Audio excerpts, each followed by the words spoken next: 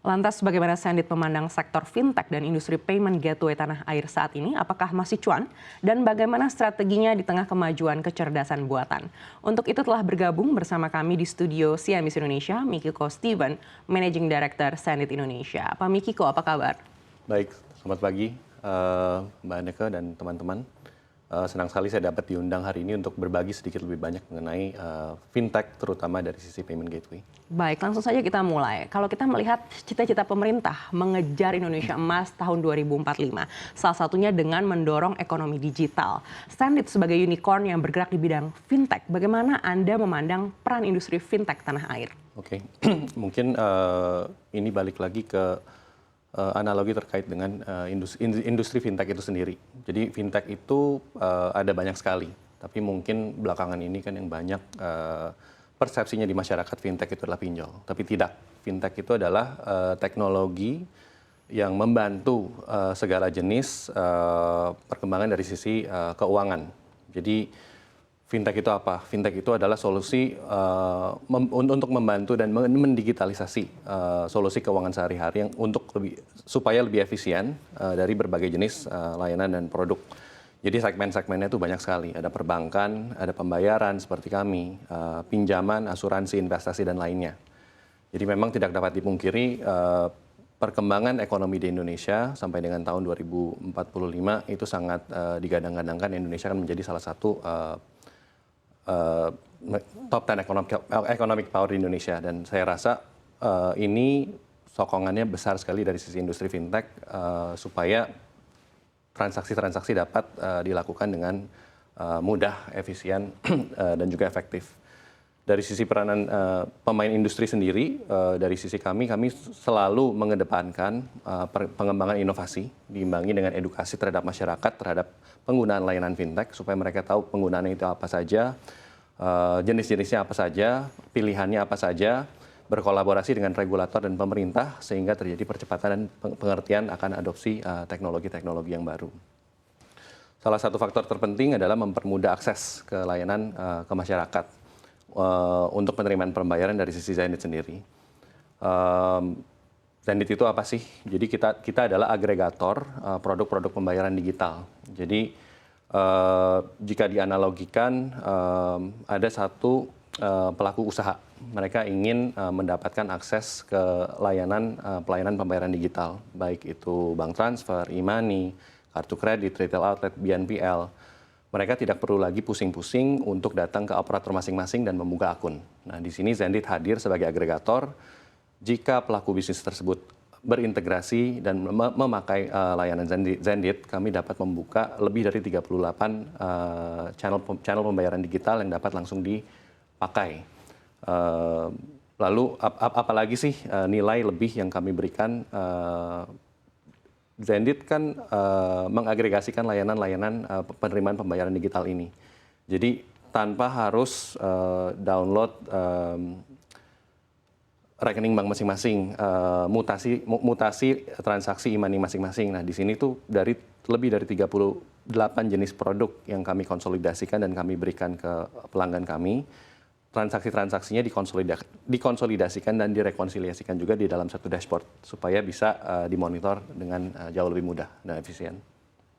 Baik, Pak Mikiko, Sandit ini adalah unicorn dengan valuasi di atas 1 miliar dolar Amerika Serikat. Mungkin boleh dijelaskan seperti apa strategi yang sudah dilakukan hingga bisa mencapai tahap ini?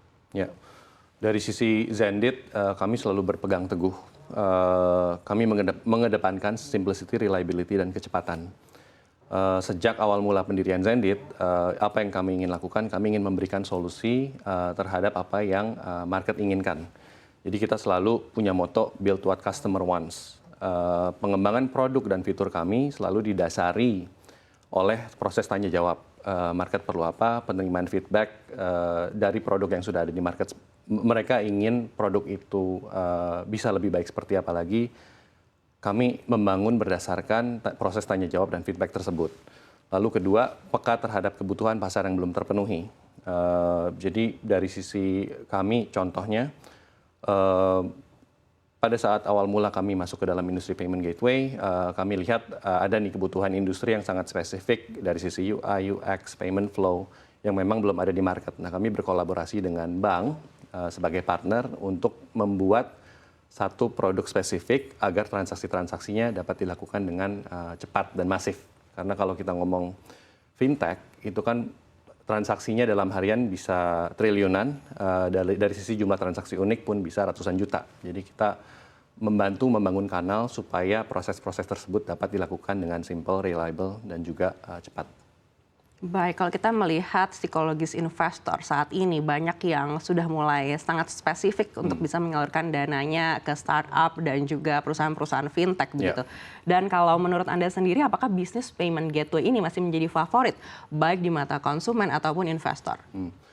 Menurut saya ASEAN terlebih di Indonesia berada di posisi yang cukup unik ya, karena kita adalah salah satu market yang besar dari sisi potensi pertumbuhan ekonomi maupun target marketnya. Dari sisi payment sendiri, selama ekonomi masih berjalan dan bertumbuh kembang, payment atau logistik perpindahan uang dari pelanggan ke pelaku ekonomi, dari pihak A ke pihak B akan terus terjadi dan perlu difasilitasi. Makin berkembangnya ekonomi, berarti makin banyaknya transaksi dan jumlah nominal yang harus dibantu untuk difasilitasi. Memang terjadi perlambatan dari sisi pertumbuhan ekonomi dibandingkan tahun lalu ya, karena faktor eksternal di tech winter yang juga ada efeknya ke startup di seluruh Indonesia termasuk Indonesia. Tapi kita lihat lagi, kalau kita lihat angka produk domestik bruto di Indonesia berada di angka 19 kuadriliun, sedangkan proses transaksi e-commerce di tahun yang sama, di tahun 2022, baru mencapai 500 triliun rupiah. Masih ada gap yang sangat besar sekali antara transaksi e-commerce tersebut dengan produk domestik bruto yang masih bisa yang masih menjadi potensi. Jadi masih banyak sekali gap yang masih belum terisi, yang nantinya saya yakin akan terus berkembang dari pembayaran konvensional menjadi pembayaran berbasis digital atau cashless. Apakah boleh di-spill sedikit berapa besar nilai transaksi total di Sendit sepanjang 2023 ini? Sampai dengan kuartal 3 tahun ini, kami telah memproses kurang lebih 150 triliun rupiah dan lebih dari 190 juta transaksi unik. Apakah ini sudah sesuai target Sendit? Target kami sih cukup agresif ya. Dari sejak Sendit berdiri tahun 2017 sampai dengan 2022 kami berkembang dari sisi jumlah transaksi kurang lebih sekitar 15 sampai dengan 30% per tahun. Untuk tahun depan kami masih cukup agresif. Kami ingin perkembangannya kurang lebih sama. Baik, dan kalau melihat catatan Sendit, mayoritas masyarakat Indonesia ini menggunakan payment gateway untuk kebutuhan apa? Ya.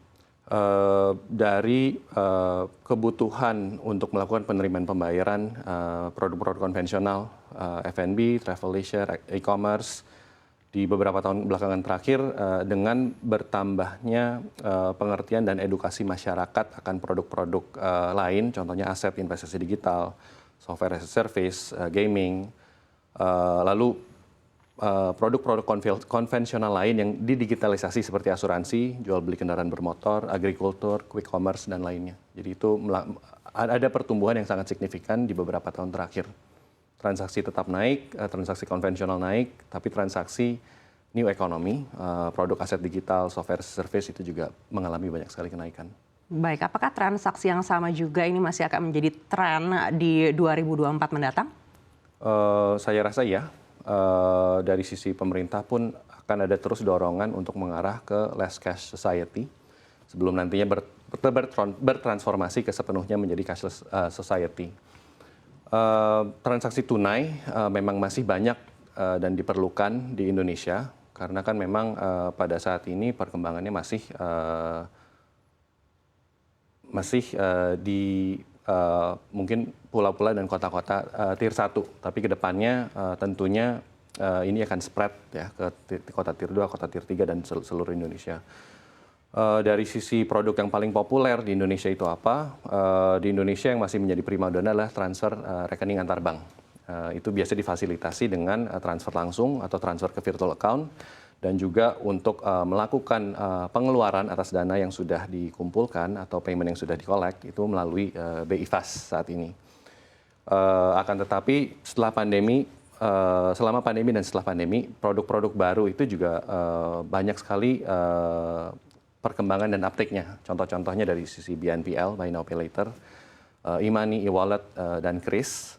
Dan fenomena ini tidak lepas dari kolaborasi masyarakat yang adopsi teknologinya memang sangat cepat di Indonesia. Penyedia layanan sektor swasta seperti kami, pemerintah, regulator yang tanggap akan kebutuhan masyarakat dan pelaku bisnis di Indonesia. Kedepannya sih saya rasa yang akan menjadi primadona baru adalah pembayaran-pembayaran berbasis KRIS. Karena ini memang sudah dicetuskan juga oleh Bank Indonesia melalui blueprint sistem pembayaran Indonesia. Baik, KRIS ini juga sudah ada sistem antar negara. Apakah menurut Anda ini salah satu alasan kenapa KRIS ini juga menjadi primadona saat ini? Iya, seperti yang tadi sempat saya sampaikan, dorongannya kan saat ini menjadi ke less cash society. Jadi dengan adanya KRIS ini, pemrosesan pembayaran, transaksi-transaksi keuangan itu dapat dilakukan dengan mudah. Kita nggak perlu bawa dompet, hanya bawa handphone atau kadang-kadang kartu, itu cukup. Jadi sepertinya itu yang ingin di-endorse juga. Baik, kedepannya regulator juga sempat menyebut soal BI Fast antar negara. Anda melihat seperti apa kemungkinan ini? Jadi kita sekarang berada di waktu di mana teknologi sangat dikedepankan. Ini adalah satu dorongan yang bagus sekali dari sisi regulator dan juga pemain-pemain keuangan, di mana kalau kita lihat dulu transfer dari negara A ke negara B itu membutuhkan waktu 2 sampai dengan 3 hari. Kalau misalnya ada informasi yang masih belum lengkap, kadang-kadang transfernya akan stuck. Cari transfer itu ada di mana, kurang informasinya apa, butuh waktu sampai dengan 2 minggu. Itu sangat mengganggu sekali ke pelaku-pelaku ekonomi yang dampaknya bisa banyak sekali ya, karena banyak multiplier effect. Misalnya vendor atau supplier tidak menerima pembayaran, berarti mereka tidak bisa memproduksi berarti mereka tidak bisa memberikan gaji kepada karyawan, jadi dampaknya itu sangat-sangat besar sekali. Dengan adanya fitur-fitur baru yang akan dikembangkan, seperti transfer instan melalui BI Fast, itu saya rasa akan membantu percepatan ekonomi tidak hanya di Indonesia, tapi juga partner-partner bisnis Indonesia.